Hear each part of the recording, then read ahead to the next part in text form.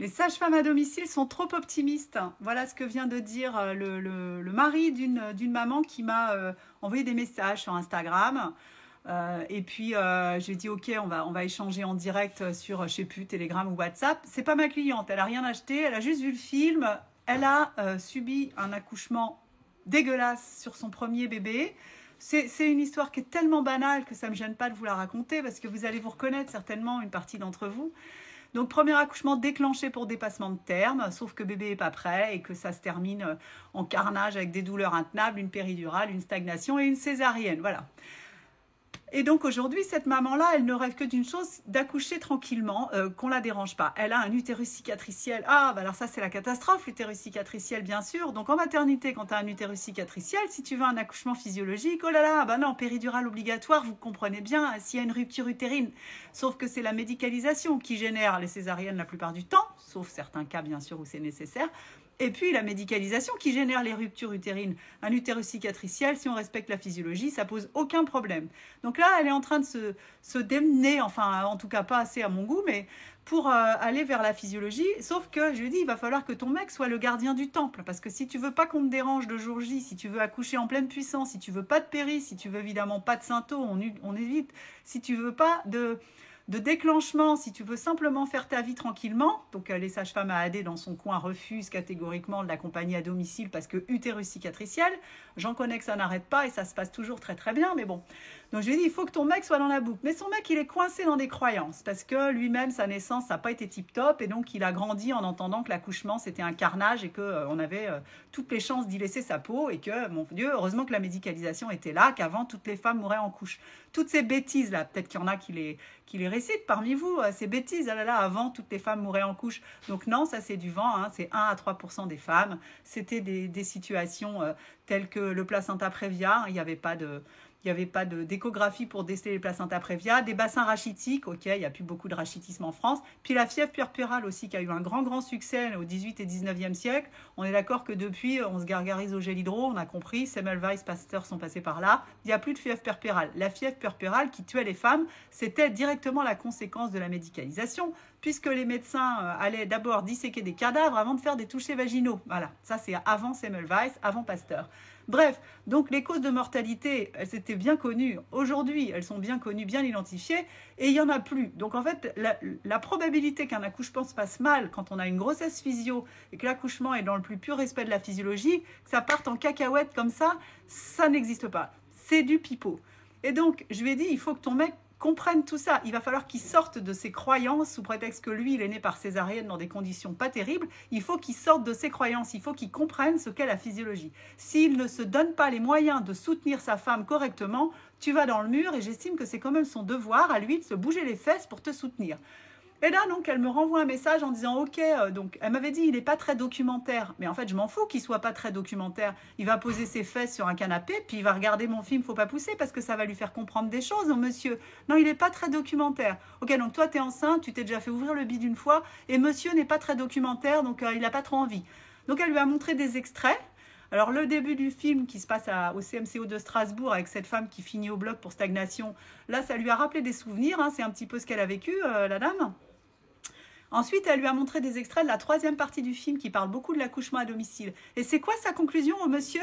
Oui, les sages-femmes à domicile, elles sont beaucoup trop optimistes.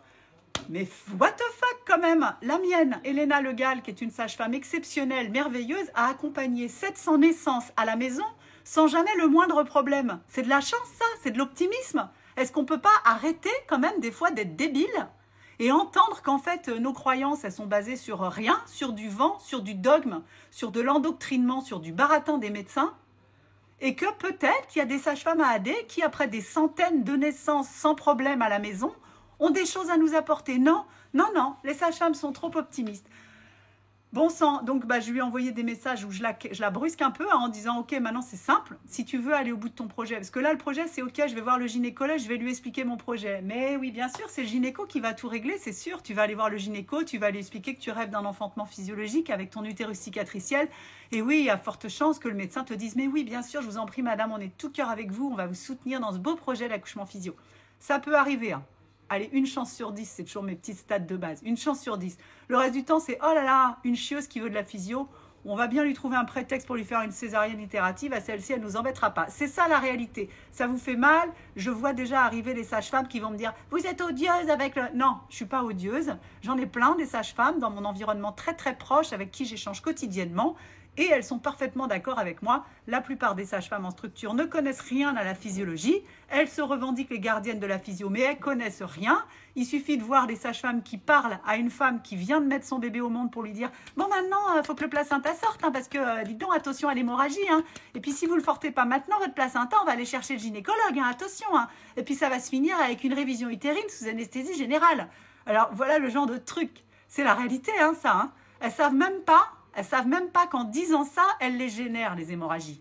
Et après, on se retrouve avec, ben non, pas de physio pour vous, vous avez un antécédent grave d'hémorragie de la délivrance. Hein. Ben oui, c'est toi qui l'as généré, l'hémorragie, pauvre saucisse. Parce que pour qu'une femme ne saigne pas, il ne faut pas la déranger. Elle vient d'accueillir son bébé, tu la laisses tranquille dans sa bulle, tu la laisses kiffer la rencontre avec son bébé, tu mets bébé au sein. Et ce shoot d'ocytocine va permettre la délivrance du placenta sans encombre. Alors on va me dire, ouais, c'est ça c'est chez Blanche-Neige et les 7 nains, c'est pas vrai. Mais comment vous expliquer alors que ma chère amie Elena a eu 700 accompagnements à la maison et jamais une hémorragie de la délivrance? C'est quoi? C'est parce qu'elle allume des cierges ou c'est parce qu'elle connaît son métier?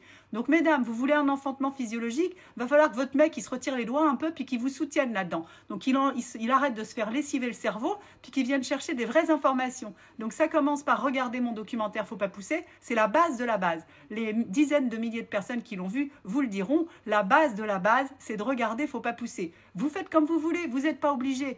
Mais il faut arrêter de m'envoyer des messages la veille de l'accouchement en disant on doit me déclencher pour dépassement de terme, qu'est-ce que je fais? Ben ça, moi, à ce stade, je ne peux plus faire grand-chose. Donc, c'est un petit peu le minimum de regarder ce film. Il existe, c'est le fruit de 10 ans de travail pour moi. C'est une pépite, il devrait être remboursé par la sécurité sociale, c'est ce que tout le monde me dit. Donc, je ne sais pas ce que vous attendez. Si vous me suivez sur Insta, sur TikTok, si vous écoutez mes lives et que vous n'avez toujours pas vu Faut pas pousser, mais vous attendez quoi en fait? Le déclenchement pour dépassement de terme ou les antibiotiques pour le streptocoque B? C'est quoi le déclic? Ok? Faut pas pousser, il suffit de cliquer sur le lien en haut de la page et puis vous allez trouver le chemin facilement. Et si vous voulez vraiment être prête, parce qu'il ne faut pas pousser, à beau être une merveille, ça n'est pas suffisant, vous investissez dans Absolu Physio. Et là, vous saurez tout sur les pièges à éviter. Le diabète gestationnel, j'en entends déjà qui couine, mais enfin, le diabète gestationnel. Le streptocoque B, mais enfin, le streptocoque B, ça tue les bébés, la méningite, blablabla. La jaunisse, les poids de naissance, le projet de naissance, Papa's Power pour que ton chéri soit enfin ouvert au niveau du cerveau là et puis qu'il soit capable de te soutenir correctement et qu'il fasse son job de papa, ça crève un dieu plutôt que de te saboter ton projet. Le grand jour pour être sûr de bien savoir comment on va feinter le jour J pour pas se laisser emmerder en arrivant à la maternité. Naître à la maison pour celles qui ont envie de le faire, avec ou sans sage-femme, parce que je sais qu'il y en a qui envisagent. Donc moi, je préfère vous dire toutes les choses. Il y a des situations qui nécessitent la médicalisation, mais elles sont loin d'être aussi fréquentes qu'on veut bien nous le laisser penser, d'accord ? Donc, pour cette maman-là, j'espère qu'elle va investir dans Absolu Physio et que son mec va enfin se décider à s'asseoir pendant 2h45 sur un fauteuil pour regarder ce film et arrêter de croire au Père Noël. Hein. Et puis, pour vous toutes qui êtes là, si vous êtes enceinte, vous savez ce qu'il vous reste à faire. Vous regardez Faut pas pousser. Vous allez un peu plus loin avec Absolu Physio et là, vous avez tout ce qu'il faut. Et vous rejoignez les rangs de toutes les femmes qui ont fait ce choix-là et qui m'envoient des lettres d'amour pour me dire merci, merci, merci avec tout ce que j'ai appris grâce à ton travail de dingue, de recherche, avec cette approche scientifique, pragmatique, pédagogique. J'ai eu un accouchement génial, j'ai échappé à tous les pièges à la noix et je me sens maintenant une mère incroyable avec un allaitement qui roule et avec un bébé qui pète la forme. Choisissez votre camp, soit vous allez direct à la boucherie avec un déclenchement pour dépassement de terme, soit vous vous donnez les moyens de faire quelque chose de valable de votre vie. C'est une question de priorité. Perso, j'ai fait mon choix, mes enfants sont tous nés à la maison, ils sont là pour en témoigner, ils sont beaux, en pleine forme et mon kiff, c'est de vous permettre de vivre la même chose, mais vous n'êtes pas obligés. Salut, c'était Nina.